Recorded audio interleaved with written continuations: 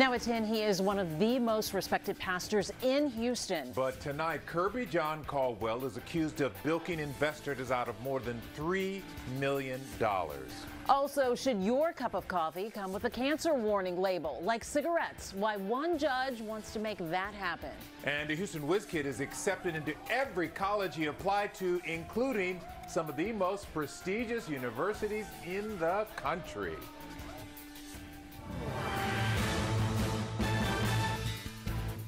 But first tonight, a shocking indictment against a prominent Houston pastor. Kirby John Caldwell is one of two people charged with money laundering. Let's get right to Levi Ismail at Windsor Village Church tonight with what we know. Levi. Well, many people we tried talking to refused to comment, saying they did not feel authorized to make a statement. But we did get someone who is a spokesperson with the church who says they did speak closely with the pastor earlier, and all they can say at this point is that they're shocked and really confused. An unthinkable crime with a far from likely suspect. Pastor Kirby John Caldwell, a man whose name exemplifies stewardship and generosity in Houston, now indicted for allegedly using that influence to defraud investors out of more than $3.4 million. Federal officials say he and financial planner Gregory Smith convinced more than 29 investors to buy historic Chinese bonds back in 2013. The promise was a return on investment of 3 to 15 times the value. What investors didn't know is the money was allegedly being used to instead pay off personal loans, credit cards, purchase cars, and property. According to the court documents, some investors attempted to get refunds, but were instead promised a higher return on investment. This would go on for years, with some investors giving up to $500,000. In January, Pastor Caldwell is alleged to have sent an email to investors saying they should expect money to begin moving. If convicted, Caldwell and associates could each face 20 years in prison and ordered to pay restitution. Now we're being told to expect a comment from the pastor tomorrow morning. Reporting live, Levi Ismail, we'll toss it back to you. Thank you, Levi. Now to more breaking news, this time from Montgomery County, where crews are rescuing people from high water. And it's happened more than once tonight. Let's get right to Brett Buffington with what's happening. Brett? We just learned from firefighters here that this is in fact their 5th rescue. 2 people were in a car down Faulkner Road here. The fire truck passed that around this curve. It's underwater. Take a look at some of this video. This is the constable's office here loading their airboat back up from going out on this rescue. But I learned from a firefighter the 2 people who drove down this road. Important note here, there wasn't a barricade up, but the 2 people who drove down this road tried to make it through high water. The water moving so fast down here that it swept that car off of the road and took it into the woods 15 feet. And another scene earlier tonight, I've learned from firefighters, people did drive around a high water barricade. They're having to be pulled out. The police aren't very happy that people are driving around those high water barricades, especially where they're up. Here, though, certainly the concern tonight is that if you are in these areas where there could be high water, you take that extra step of caution, especially as you approach places like creeks and bayous, that you make sure you're not driving into water. And again, it's always worth saying, Len Mia, if you see high water, turn around, don't drown. We're live in Montgomery County. Brett Buffington, KHOU 11 News. Thank you, Brad. And people who live along the San Jacinto River are anxiously waiting for the swollen river to crest. After all, the rain from yesterday, that should happen overnight. The water is taking a long time to recede because of all the silt that accumulated during Harvey. Until it is dredged, these flood events won't recede nearly as quickly as they should. But Governor Greg Abbott has already approved funding for the project.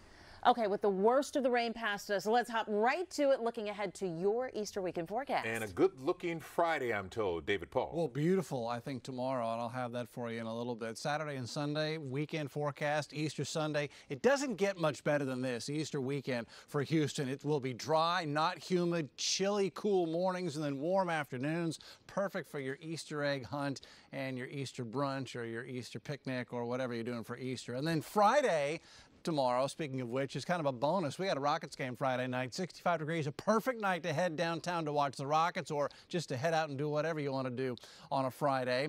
Here's what I'm tracking. We got a cool morning. I'll show you how chilly it will be when you get up where you live tomorrow morning. San Jacinto River, I've got an update on that, when it should crest and start to drop. And then we've got details on the weather for the Astros home opener, which is Monday. Back in a few minutes. Oh, we're looking forward to that. Thank you, David.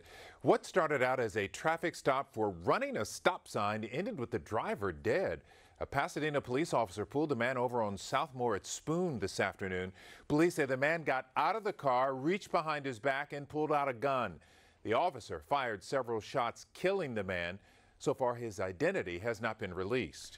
An 8-year-old boy shot during a drive-by early this month has died after a month in the hospital. And tonight, Houston's police chief is asking anyone with an ounce of conscience to turn in his killer. Tristan Hutchins was sitting in his mother's car with his 5-year-old sister, Kirsten, when they were shot on Scott Street in Southeast Houston back on March 1st. The little girl was shot in the leg. Their mother was inside a nail salon at the time. Chief Acevedo spoke directly to the gunmen today, calling them not men, but cowards. You're supposed to be tough. Tough isn't pulling a trigger blindly and shooting other people, innocent people. That's cowardice. If you're that tough, call us. Let's get you to a boxing ring, and you guys can just have at it. Police believe the shooting may have been targeted because of the sheer amount of bullets found at the scene. If you can help, call Crime Stoppers. You don't have to give your name. The Harris County DA had to decide not to press charges against someone who's been walking around naked in his Cypress neighborhood. Neighbors in the Longwood subdivision shared these photos with us after filing a police report. Neighbors say the man has been spotted outside on the sidewalk, totally naked, and it's happened day or night. A father of 2 told us he wants it to stop.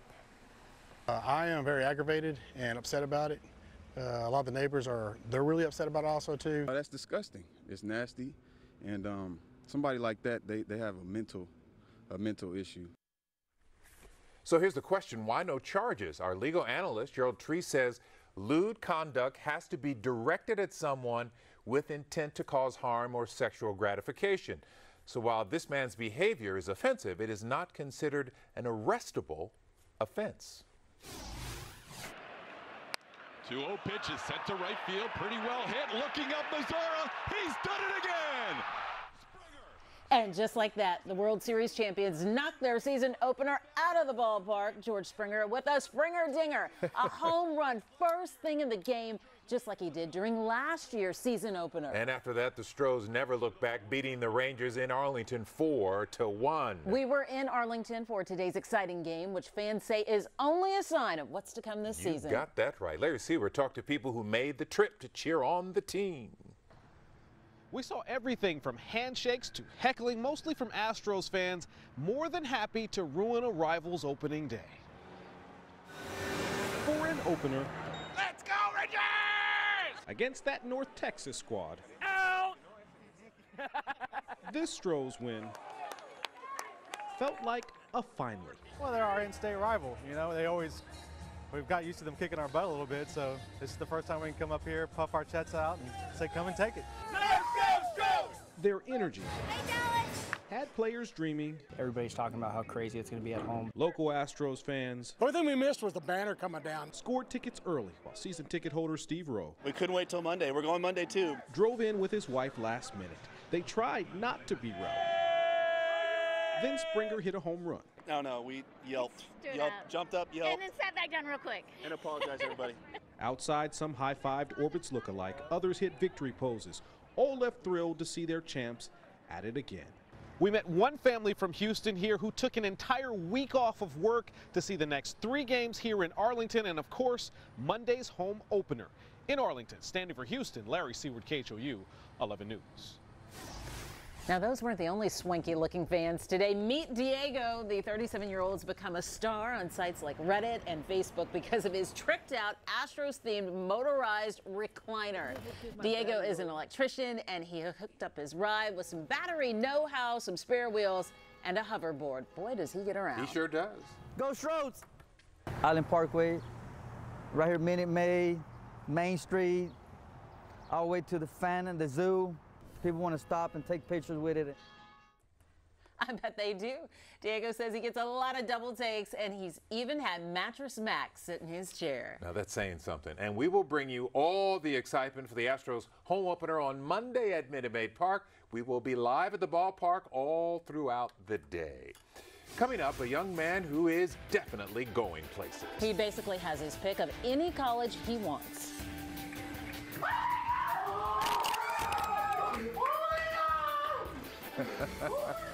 Wait until you find out how many colleges he was accepted to with full ride scholarships. Also, why coffee companies might soon have to include cancer warnings on their drinks.